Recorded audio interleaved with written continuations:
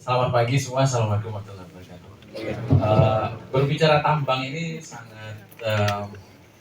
sangat menarik dan juga selalu menjadi sebuah konsumsi yang sangat ingin didalami terus. Karena let's see apa yang terjadi dalam beberapa waktu belakangan ini. Kita khususnya contohnya kalau nikel itu memiliki sumber daya cadangan yang terbesar, ya. Tambang identik dengan reforestasi. Tambang identik dengan mengubah bentang alam segala macam, tetapi apakah kita melihat di satu sisi bagaimana manfaat dari tambang itu? Kita mulai dari hal yang kecil, contohnya kalau di dalam mic ini tidak ada unsur tambang dan mineral, maka mungkin saya tidak bisa berbicara di sini untuk didengar di ujung. Tetapi bagaimana cara kita mendeliver itu sebenarnya? Bagaimana kita mengubah, mentransformasi sumber daya dan cadangan yang kita miliki secara bertanggung jawab? Secara bertahap artinya sudah secara berkelanjutan. Ya. Bukan berarti karena saya ada di Vale, tetapi experience saya ada dan melihat di beberapa kegiatan yang mengubah bentang alam ini begitu sangat sensitif.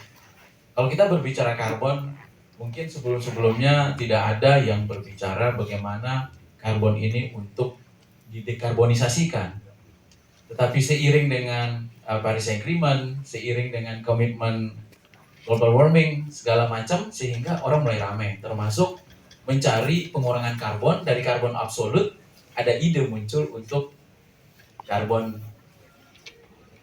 trading yang tadi disampaikan, compensate. Vale khususnya kebijakan kami sampai saat ini masih mengacu kepada carbon absolute reduction. Sehingga dari awal apa yang menjadi driven dari sebuah keputusan bisnis, saya ambil satu contoh case pada saat kami dihadapkan pada pilihan untuk menghadirkan tambahan energi untuk smelter. Ada dua teknologi yang available saat itu adalah menggunakan coal sebagai bahan baku, dan yang kedua adalah mengoptimalkan sumber energi bersih dari PLTA. What happened? Saat itu capexnya untuk penggunaan coal waktu itu adalah CCP, Coal Conversion Project. Saya ingat, I'm still engineer at the time. Ya, Pak. Ini menarik, Pak. Dari angle bisnis itu luar biasa sekali menarik.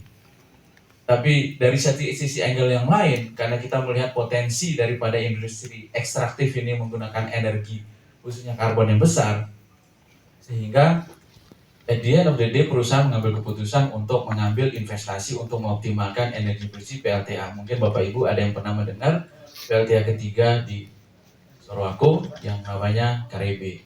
Itu sedikit histori. Yang kedua, salah satu sensitivitas dari tambang ini adalah terkait dengan reklamasi. Tadi ada Bapak yang bertanya, apa sih tujuannya reklamasi itu? Dan yang ketiga itu adalah ada opportunity bisnis lain. Bagaimana kalau ada pihak lain yang ingin memanfaatkan area UP atau UPK atau kontrak karya ingin menambah bisnis di sini. Semua itu bisa dilakukan. Tetapi bisa saya start dari yang ketiga tadi, reklamasi. Reklamasi adalah sebuah tanggung jawab moral Bapak Ibu. Jika kita sudah mengambil suatu, kita mengubah bentang alam, maka yang harus kita lakukan itu adalah bagaimana bisa memberikan net positif ke alam itu. Jadi reklamasi itu adalah bukan sebuah kewajiban, tetapi harusnya beyond daripada itu. Saya mendevelop sebuah slide sebenarnya. Ada opportunity sebenarnya Pak Hendra dan Bapak Ibu sekalian memanfaatkan reklamasi itu. Bagaimana tidak melulu hanya untuk mengembalikan bentuk, mendekati aslinya. Tetapi kita lihat perkembangan zaman sekarang, keterbatasan pangan itu membutuhkan sebuah lahan. Nah, boleh, langsung aja, biar interaktif Pak ya. Karena ini nyambung pertanyaannya. Jadi ya, cirinya orang tambang itu terbuka Pak. Jadi sangat flow dan dinamik. Ya, jadi opportunity itu saya kembali bukan hanya memang tanggung jawab kita itu adalah setelah kita ubah bentang alam, kita melakukan reklamasi karena emang kewajibannya begitu. Ada tambah lagi, kalau kita melakukan aktivitas di kegiatan kawasan hutan, maka kita berkewajiban untuk mengganti 110% daripada area yang kita pakai, dipinjam pakai kawasan hutan tersebut. Ada beberapa perusahaan untuk mengamankan safety faktornya ditaruh 120%.